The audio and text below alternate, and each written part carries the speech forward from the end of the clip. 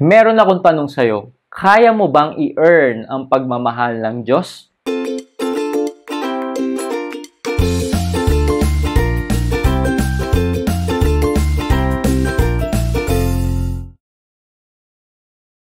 Mga ka-faith, una sa lahat gusto kong pasalamatan lahat ng mga sumuporta at bumili ng ating mga merchandise item.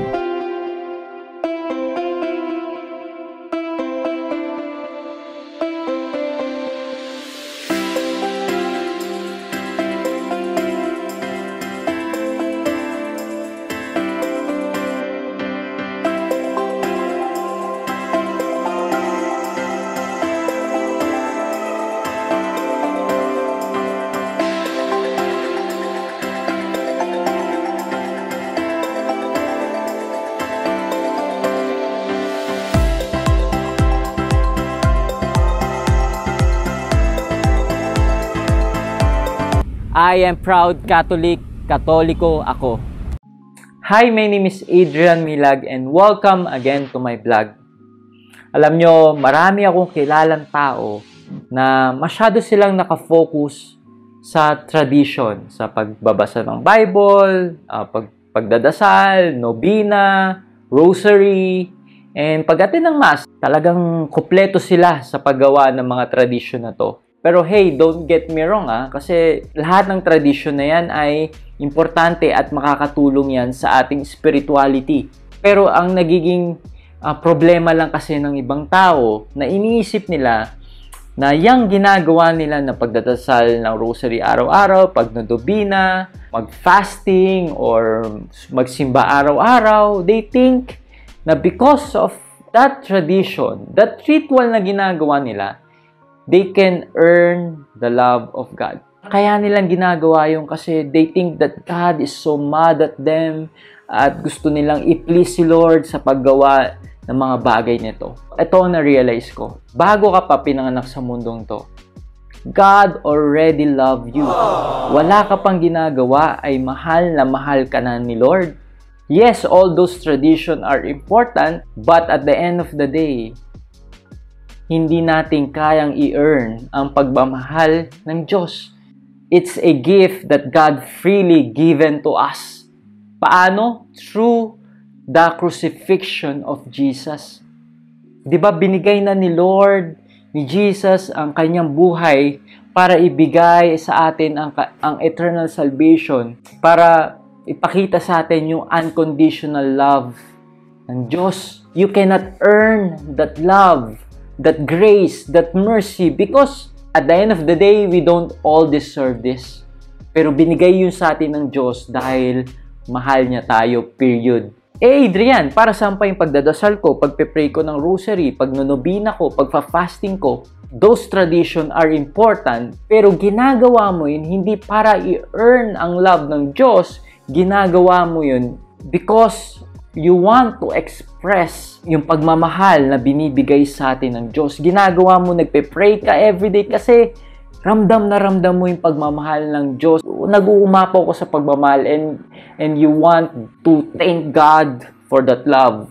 Kaya ka nagdadasal araw-araw, kaya ka nagro-rosary, kaya ka nagpa-fasting, kaya ka nagsisimba araw-araw dahil sa pagmamahal na nararamdam mo na binibigay sa'yo ng Diyos. Hindi yung other way around na ginagawa mo yun to earn the love of God. Dahil matagal nang binigay yun sa'yo ni Lord. Kung meron kang ganitong mindset na parang kailangan mo pang i-earn ang love ni Lord, ngayon pa lang sinasabi ko sa'yo na hindi mo na kailangan i-earn ang love ng Diyos. Dahil kailangan mo lang buksan ang puso mo. Kailangan mo lang tanggapin na mahal ka na ni Lord. Sometimes, hindi makapasok ang pagmamahal ng Diyos dahil ikaw mismo ang humaharang nun. Ayaw mong tanggapin na mahal ka na ni Lord. Okay, binablock mo yun eh. But if you will freely open your heart and your soul to the love, to the mercy, to the unconditional love of God, dun mo marirealize, even wala ka pang ginagawa, ay sobrang love ka na ng Diyos. And today, meron akong gustong i-share sa inyo na isa sa mga toko sa Feast Imus At I'm sure na sobra kang mabibless at makaka-relate ka dito sa mga share ko dito. Sino dito, umpisa pa lang ng taon, kota-kota ka na sa problema mo?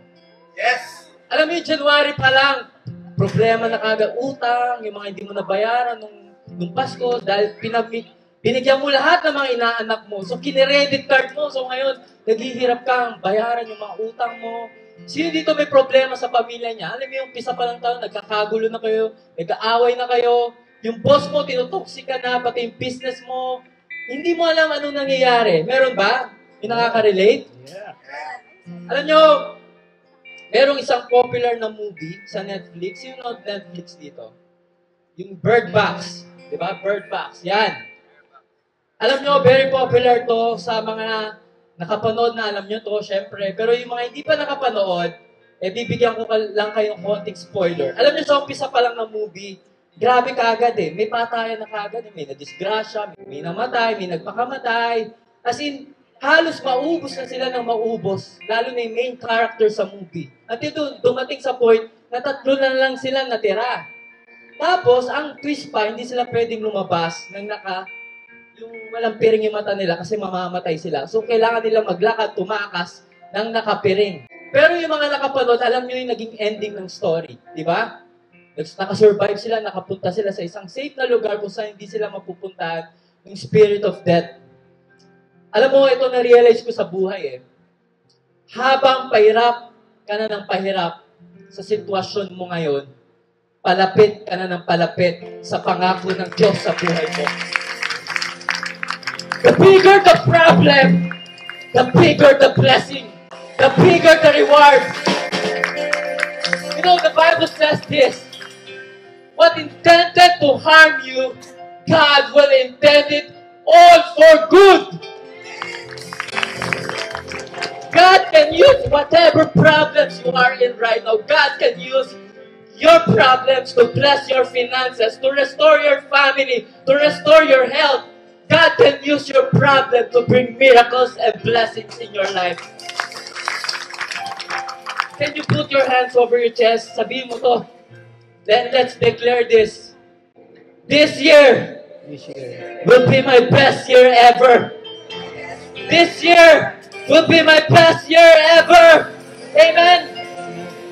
I'd like to preach this simple but powerful message. Are you ready? Yes! Gusto kong i-absorb nyo itong sasabihin ko. God is madly in love with you. Gusto kong diinan pero kung hindi nyo ma-absorb, gusto kong tagalugin para may mas dating. Baliw na baliw ang Diyos sa'yo. Patay na patay siya sa'yo. Alam ko, medyo corny to. Parang mushy, ganun. But that's the point. I'm talking about our poor, clumsy language to express our sublime reality that cannot be fully expressed. No words can express how God loves you. Walang word ang pwedeng makadescribe nun. Let's all read this from Ephesians chapter 3, verse 17 to 19. Go. And I pray that you, being rooted and established in love, may have power, together with all the Lord's holy people, to grasp how wide and long and high and deep is the love of Christ, and to know this love that surpasses knowledge, that you may be filled to the measure of all the fullness of God. Grabe, no? You know, ito yung pinaka-importante about Christian life. To grasp how wide, how high, and long and deep is the love of Christ. Minsan nakakalimutan natin to. We do all sorts of tradition, religious activities, and studies. But if we lose our grip on the most important truth, that God is crazy for you, lahat ng ito magiging grind na lang instead of gratitude. Meaning to say, ginagawa mo lang lahat yung tradition na yan because you want to earn the love of God. Pero sa totoo lang, brothers and sisters, hindi mo na kailangan i-earn yun dahil binigay na yun ng Diyos sa'yo kahit hindi mo pa hinihingi. Alam nyo, in many years in ministry, meron ako natuklasan 3 kind of church in this world. How many? 3. First is jaded church. Jaded church, these people, alam nila na mahal sila ng Diyos, pero walang impact yun sa kanila. Yung kumbaga yung God loves me, yes, God loves me, pero hindi nila yun maramdaman. Deadma lang yun sa kanila, and hindi yun binabago ang buhay nila. And number 2, alam ko wala dito sa Peace Imus nito judgmental church. Di ba? Alam mo, iniisip nila ang Diyos yung magagalitin, yung tipo na, yung lalapitan mo pa lang, may kakilala kayo, lalapitan mo pa lang, bro, kamusta ka? Bakit? Bro, kasi may ang pakialam mo. Yung ganon, yung tipo na pinaglihis sa sama ng loob, yung ganon tignan mo yung katabi mo. Tignan mo, hindi siya yan. Diba? Iniisip nila na sobrang disappointed ang Diyos sa kanila. Na tipo na, parang galit kagad ang Diyos sa kanila kahit maliit lang yung nagagawa nila. Itong mga tao na to, they try very hard to impress God. Lahat ginagawa nila. And you know, sabi nga sa feast, we impose the God that we worship. Nagiging tayo. So, nagiging hard din sila sa ibang tao, nagiging judgmental sila, sobrang legalistic.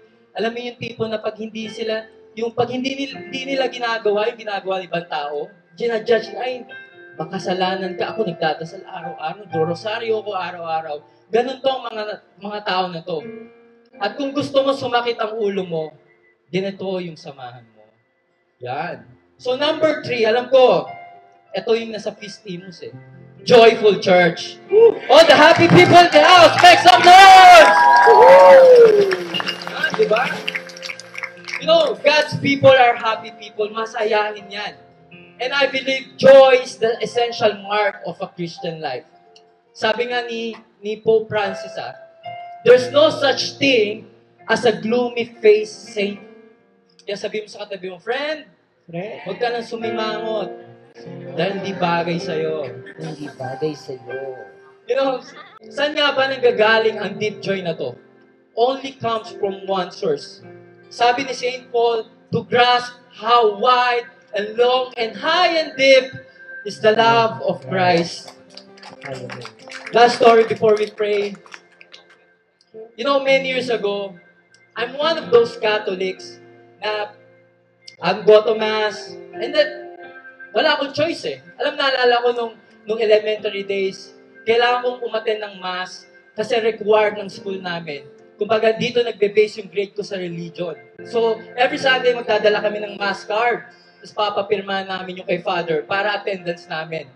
And for many years, being a Catholic, iniisip ko, itong routines, tradition, hindi ko talaga siya maintindihan. Bakit ko ito ginagawa? And at the age of 20, doon ako nag-experience ng biggest storm in my life. And for many years, I struggle, na tipo na parang ayaw ko nang bumangon araw-araw, yung tipo na parang gusto ko na magpakamatay at gusto ko na i-give up ang sarili ko, i-give up ang buhay ko. But thanks be to God, someone invited me here at the feast. Kaya sobrang magpasalamat ka sa mga taong nag-imbita sa'yo dito sa feast. Dahil sobrang concerned siya sa'yo. And it was the biggest turnaround in my life. And naalala ko when the times that I'm mourning, iyak ako ng iyak dahil parang hindi ko na alam anong gagawin ko sa mga problema ko. God revealed Himself to me. At doon ko siya mas nakilala. I experienced that love that was unexplainable. Di ko maintindihan bakit ako minamahal ng Diyos na to. Na in spite of my sin, mahal na mahal niya pa rin ako. Doon ko na-experience ang totoong tatay na pinupunasan niya yung mga luha ko, iniyayakap niya ako in times na parang hindi ako deserve nun. At na-realize ko na mahal ako ng Diyos. In spite of my sin, my problems, my weakness. At alam niyo kung ano yung naging proof ko, bakit mahal ako ng mahal. Na mahal ako ng Diyos. May gusto kong pakitang picture sa inyo. Last Sunday, we attended feast at Feast Bay Area. Alam niyo bakit ito naging matinding proof sa akin ng Panginoon? At bakit mahal na mahal niya ako? Kasi last 8 years ago, umaten ako sa Feast PICC na lugmok na nag-iisa, na parang ayoko nang mabuhay. Pero last Sunday, habang tinitignan ko yan, picture na yan, habang tinitignan ko silang dalawa, it reminds me of the things that God is so in love with me. He restored brokenness in my life. Pinalitan niya yun ng siksik, liglig, at umaapaw. Alam niyo, usong-uso ngayon yung how aging hit you. Di ba? How hard aging hit you. 8 years ago, kung makikita niyo ako, ito, papakita ko sa inyo. Yan ako. Grabe, di ba? Kulang na lang. Ito 30 na yan. Tokhang, di ba? Kating naman yung katabi mo. May pag-asa ka pa. May milagro sa Diyos. Alam mo, habang tinitignan ko yan, sabi natatawa na lang ako eh. Oo, di ba? Para naman ma-excite kayo, tumaas yung adrenaline nyo, di ba? Alam nyo ngayon, marami nagtatanong sa akin, Adrian, bakit blooming ka ngayon? Bakit nag-glow ka ngayon? Anong meron? Bakit ganyan? Anong sikreto mo? Gusto nyo malaman ang sikreto ko? Gusto nyo malaman? Mahal to, mahal. Mahal to. Hindi nga, mahal talaga to. Tanong nyo sa akin, ano yung brother Adrian? Magic soup. 4 words. Mahal to.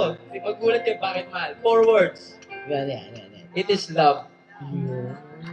Yung nag-uumapaw na pagmamahal ng Diyos sa puso ko, na everyday I can contain it. Everyday gumigising ako na I feel grateful to God. The Lord, salamat na binuhay mo ko. Salamat dahil niligtas mo ko. Salamat sa pagmamahal na umaapaw sa buhay ko. Friends, that is the God that we serve. He's just not a God of your routine every Sunday. He is the God that's so in love with you. God really likes you. And God is not mad at you. He's madly in love with you.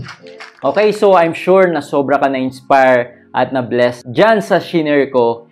And make sure na i-share mo din to sa mga kaibigan mo, sa mga friends and relatives mo, na alam mo na sobra silang mabibless dito sa vlog na to. And after this vlog, make sure na i-check mo din yung iba ko pang vlog dyan sa may video section. And if you want to support me on my mission at para mas patuloy ako makagawa ng vlog na katulad na to, be part of my supporters group. So kung sa Facebook mo to pinapanood, meron ka makikitang support now button sa baba ng video na to. At kung sa YouTube mo to pinapanood, meron ka makikitang join button sa baba ng video na to.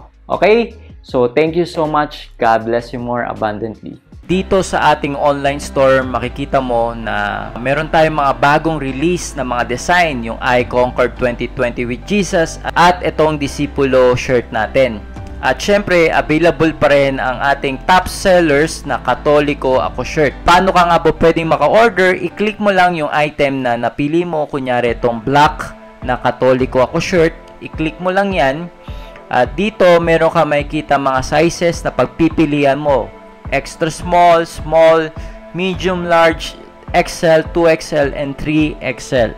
I-click mo lang tong buy it now. And then, mapupunta ka sa page na to at i-fill up mo yung mga necessary information na kailangan. And most importantly, huwag mong kakalimutan na ilagay ang iyong contact number kasi dito ka tatawagan at iti-text na magde-deliver ng ating mga merchandise item.